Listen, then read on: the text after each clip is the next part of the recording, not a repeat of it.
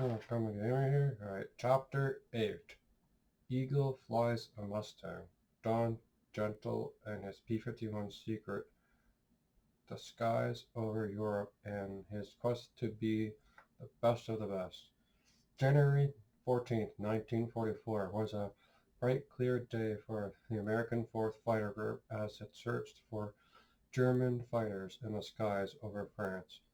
Blue section of the 4th 336 Fighter Squadron was being led by Captain Don Gentle, known in the group as Gentle, but renowned as a skilled and aggressive aerial fighter. By the point in the war, the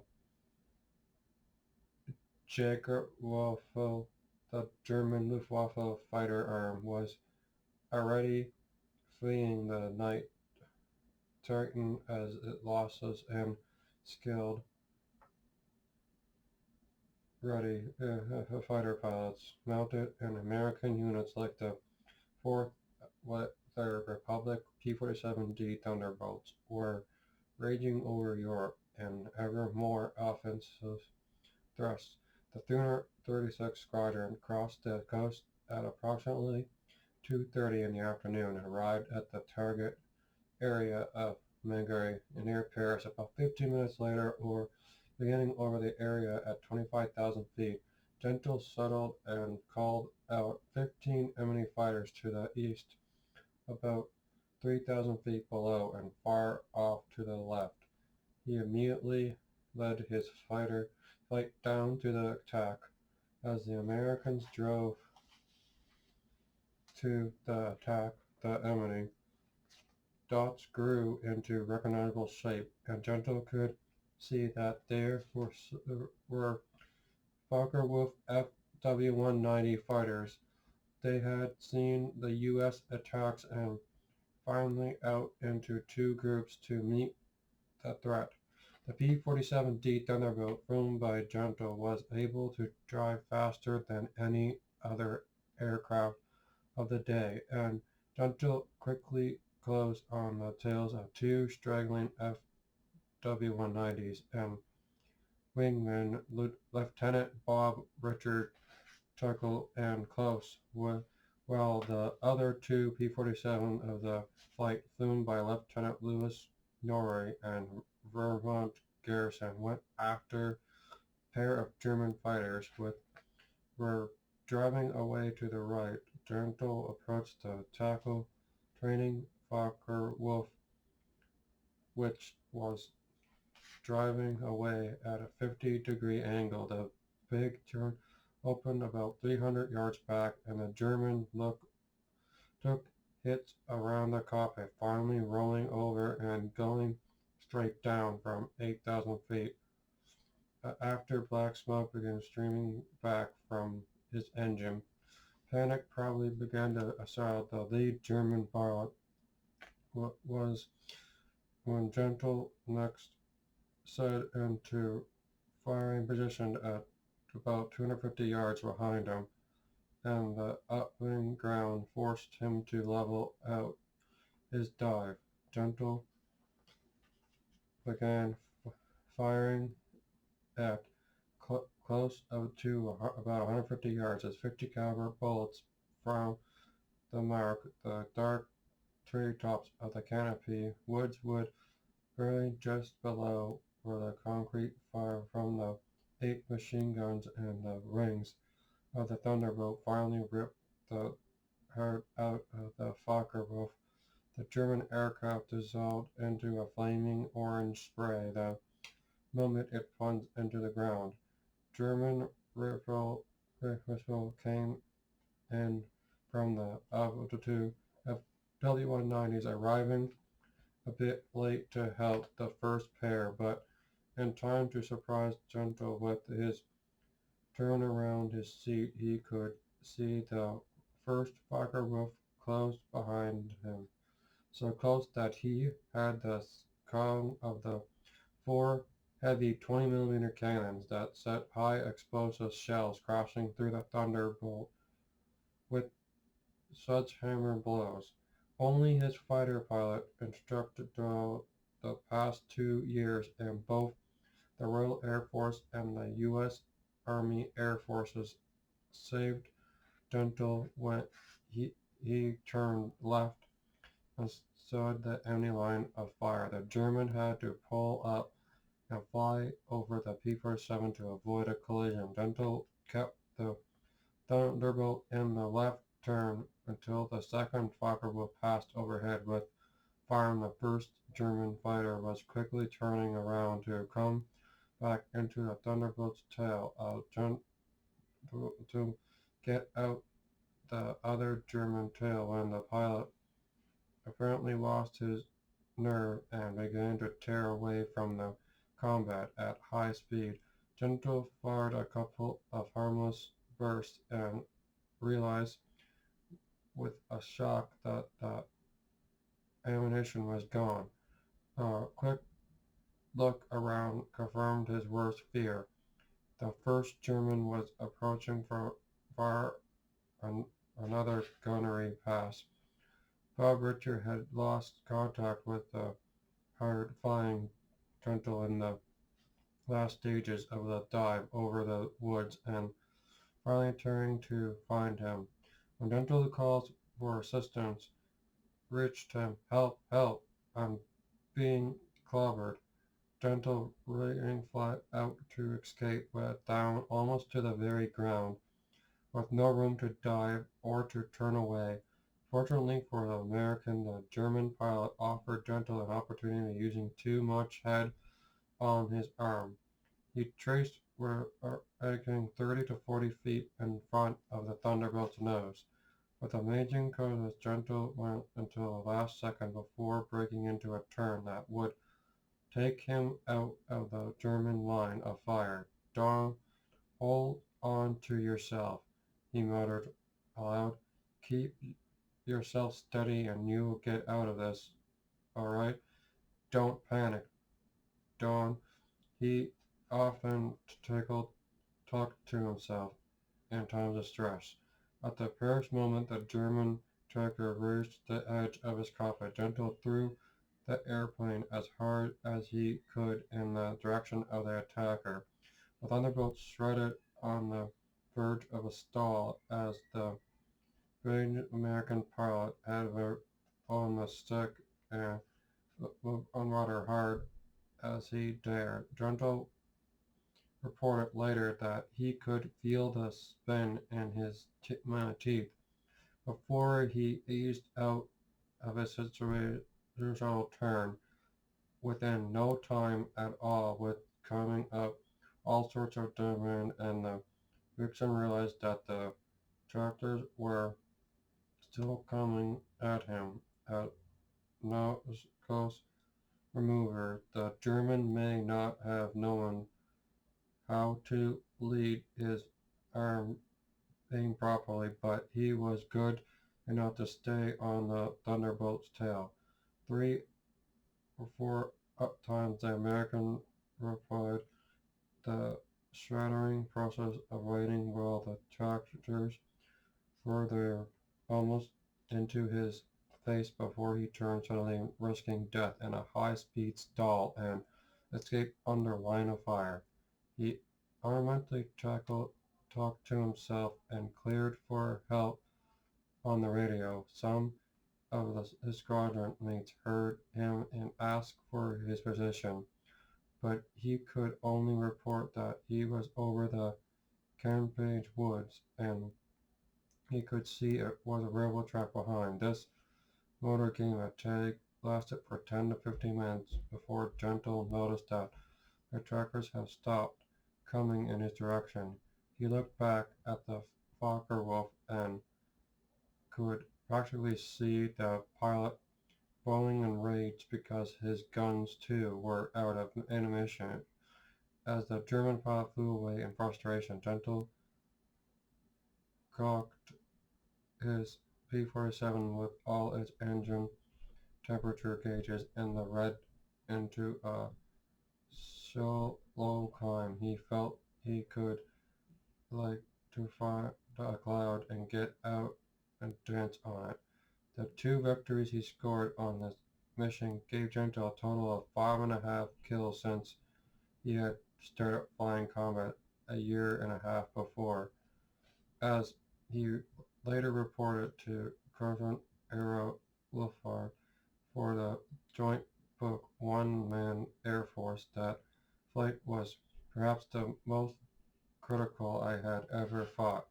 I had had bigger triumphs, easier ones, but this one taxed every last bit of me. It showed me what I had learned and taught me what I was after. I felt there was no German alive anywhere who could keep up from killing with I had an even break in the flight, or if the brakes hit him, I felt I could keep him from killing me.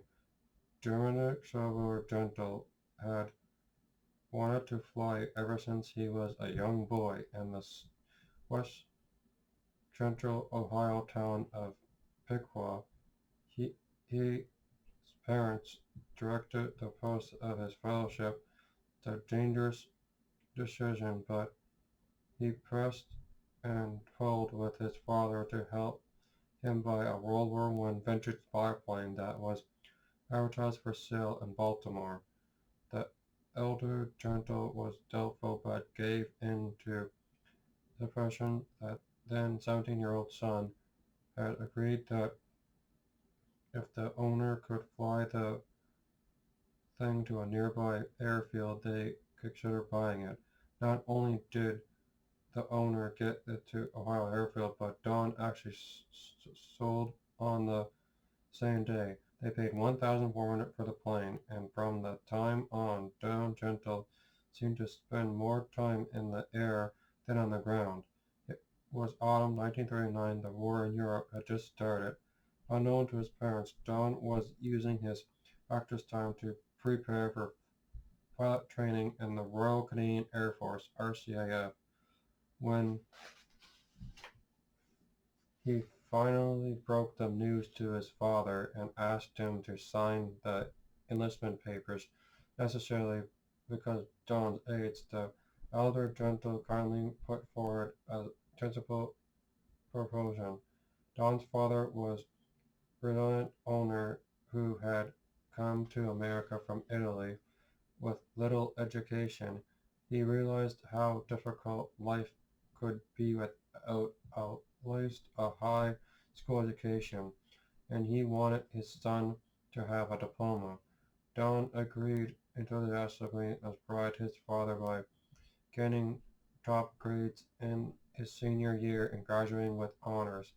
Then kept his promise. The elder Gentle went with his son as Don drove the family old Oldsmobile to the recruitment station in Canada. At RCS station, Don passed his medical examination easily, but his father had renewed anxieties about signing his son over to an unknown fate.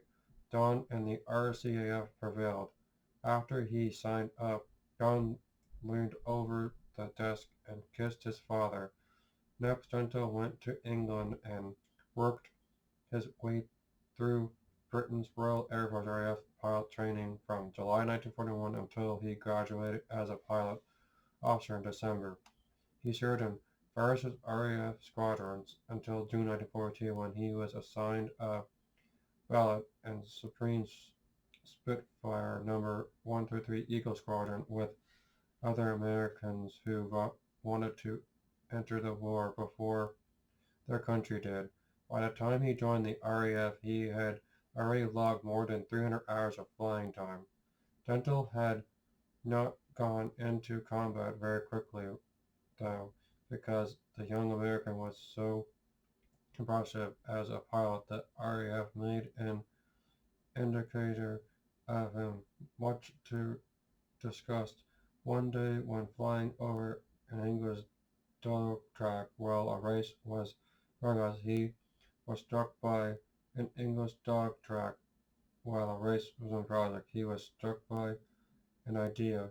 He reportedly buzzed the track, and spectators, as well as racing dogs, took off in every direction while Gentle laughed like a maniac above them.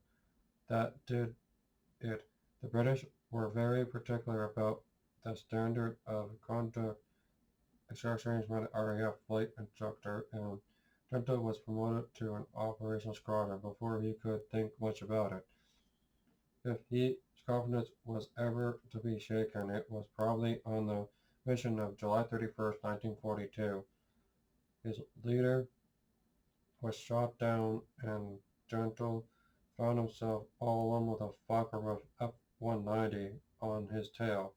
There was nothing to do but remove her out of danger, so Gentle threw his Spitfire into a tight dive, the German and back piece.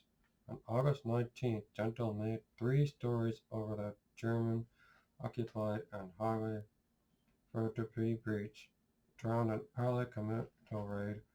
The Luftwaffe accounted for 4 more RAF aircraft that lost it during the operation, but Gentle claimed an W-190 and a Junkers Ju-88 bomber just as it making a run on Allied troops on the beach.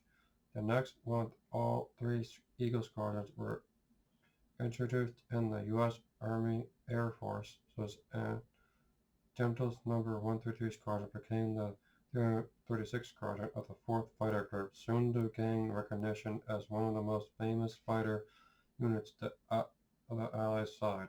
On September 29, 1942, John Gentle became a skilled lieutenant in the U.S. Army Air Force.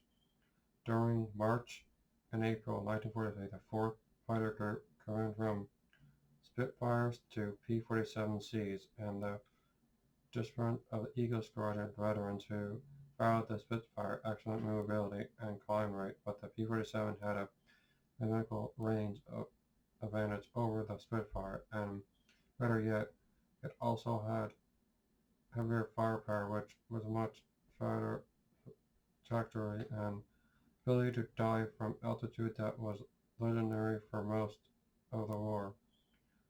Gentle did not score against until he shredded another Ju-88 with the Louis Noye and Durant garrison over Holland on December 16, 1943.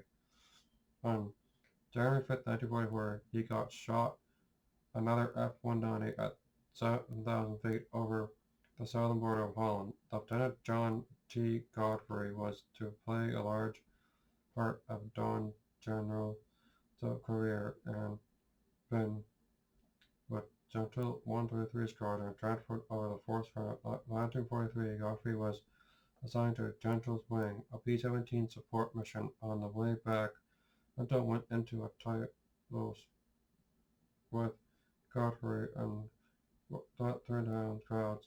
The giant 1,500 feet with the descent. Gentle undershine. Gentle trusted Godfrey on the territory that destroyed the enemy. By the end of the 2 men had become renewed because of the press coverage of the export. Franklin D. Roosevelt referred them as Captains Courageous, and Winston Churchill dubbed them the Damon in and Patriots of the 20th century. On February 25, 1944, Gentle bagged another FW-190, few miles southwest of Luxembourg, for his 6th whole victory, last confirmed in the P-47. The legendary combat leader, Colonel Don Bushby, had taken command of the 4th Fighter Group in January and almost immediately began working for conversion of the North American P-51 Mustang fighter. It was now a couple that the P-51 was an outstanding fighter of the war, but at the end of 1943 and early 1944, the airplane had not yet established its reputation. For one thing, it was generally referred to as a formidable liquid-cooled system of the P-51 made it a one-way ticket on certain into Germany. Other items that caused concern among pilots were poor cockpit canopy, defroster, and its amendment. The later was necessary for control American fighters. Only 4 wing-mounted 50 caliber guns that showed a proper for jamming, even though the Mustang would eventually be considered an especially easy fighter to fly. It required much attention to proper training techniques to lead without incident. Gentle took to the Mustang with relish, although its Mustangs were frankered with dangerous problems. He was leading Red Section on above March 3rd, 1943, mission to Berlin with about 50 Mitsubishi Enemy 110s and Donner DO 210s and Junker Tu-88s and backwards F-1 seemed to appear from everywhere. It was hardly an expert that the Mustang became gentle to hard to scrap away from which side his canopy and wait for the defroster to work before he saw a twin-engine ME-110 fly beside him, firing away like mad. He broke away only to have three of them attack him head-on. He escaped the pass and attacked a DO-210, scoring scars on its windshield. Lieutenant William Wickham, who had covered Gentle, was batting 10 F-190. Gentle rolled his Mustang over to lead and found himself in a mess of F-190. He rolled and climbed and finally hit one German hard enough to convince the pilot to abandon his airplane. By the time of his Mustang guns, he had jammed, so Gentle gently outmaneuvered his attacks until he had to target. His opportunity came when he was able to get a proper lead on F-190 behind him. Soon Gentle kept tramping back into the battle as horsemen. Other Mustangs made it back home. It had a harrowing morning. 5 days later, Gentle was back on the Berlin route with his trusted wingman, Lieutenant Godfrey. They were discussing German captain of 1:15 afternoon when a large group of Mitsubishi ME-190s came head-on attack on the lead formation of B-17s. Gentle led Godfrey fast-bounced the German fighters and went on to two 109s. Godfrey shot down his first target with an accurate burst. Gentle had trouble ascending the landing within 75 yards until fired smoke from the Messerschmitt and the two Americans then attacked another ME-109. Gentle stopped on the target from 100 yards until the German pilot bailed out. Another two Messerschmitts were observed flying together. The Mustang pilots simply drew up behind them. Godfrey was responding. So Gentle took and kept hitting 109s, but while out during long B-17 fighting fortress on its way back from the Berlin area. The two Mustangs escorted it home. Gentle and Godfrey poured over the fortress crew. Gentle's score now stood at 11.84 confirmed air victories, but his star was just beginning to rise. On March 18th, he was flying Colonel Bailey's flight. Within 6 F-180 chased one of them down 6,000 feet near Harrisburg, and March 29th, Gentle and Godfrey were escorted FW-190s, ME-109s, FW-190s, 51s, had 22 confirmed kills. Of April, Benson had 16. The primary motivation for Gentle to score was the possibility of post-war life. He was a complete optimist who saved all his money and planned for the future. His lack of college training bothered him in relation to his life beyond the war. He dragged the idea of becoming an airborne bus driver.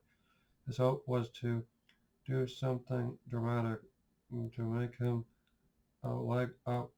Then time to come with his chance on April 1st when he began flying background flight on a P-24 cover mission in Strait area. 4 Me-109s had shot down one of the liberators before Gentle arrived, but he chased down from 23,000 feet to cloud up 6,000 feet to the plains, where the took up to the 21 air victories out of 24, confirmed 25 junkers to took out for victories, topping Captain Eddie Reidenbacher's World War I record of 26 victories.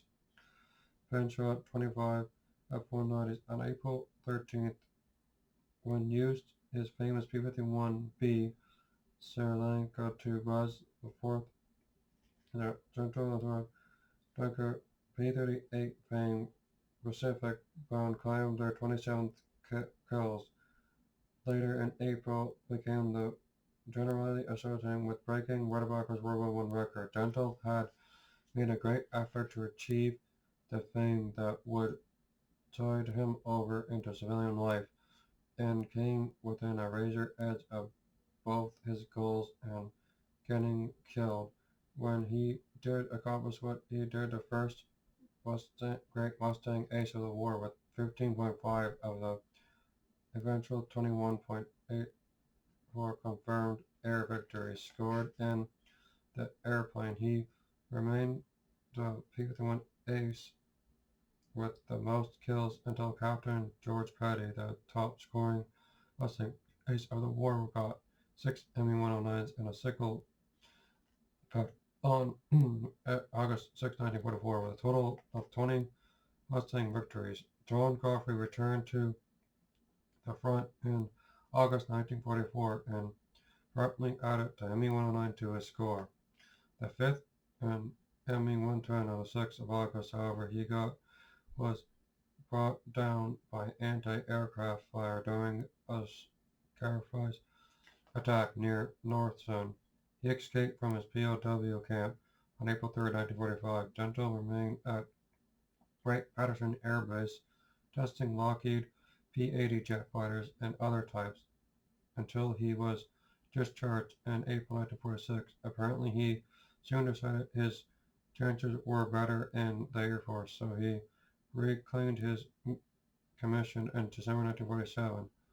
Gentle married another Ohioan, Isabel Mission, became the together of the 3 children, and settled into the relatively happy routine of family life. Tragically, it was a routine flight that ended the outstanding life and Air Force career of Captain Dominic Salvador Gentle. Of course, was not quite satisfied with the T-33 trainer that he was preparing for a Gentle program flight from Andrews Air Force Base on January 20, 1951. He asked the captain to delay the flight for a few hours before he jets the airplane thoroughly. When Gentle returned, Kutch was still not at ease about the airplane, but a return to the became necessary. The 2 men battled boarded the jet and made a normal takeoff. About 25 minutes later, witnesses again retreat and first MD saw tree and crash and a ferry explosion and a fair near some woods. Gentle and his passenger were killed instantly. For a time, Gentle Air Station in Ohio served as a memorial to the career of the extraordinary combat pilot. Don Gentle was one of the most outstanding World War II fighter pilots and will be remembered as such. That's the end of chapter 8. Thank you to the veterans who fought for me to be free. So thank you, World War I, World War II, and I hope that if you see a veteran, thank them, and if they're having a bad day, just give them a tea or a coffee and just talk to them. Thank you, and this concludes day 8 of 11 Days of Rembces.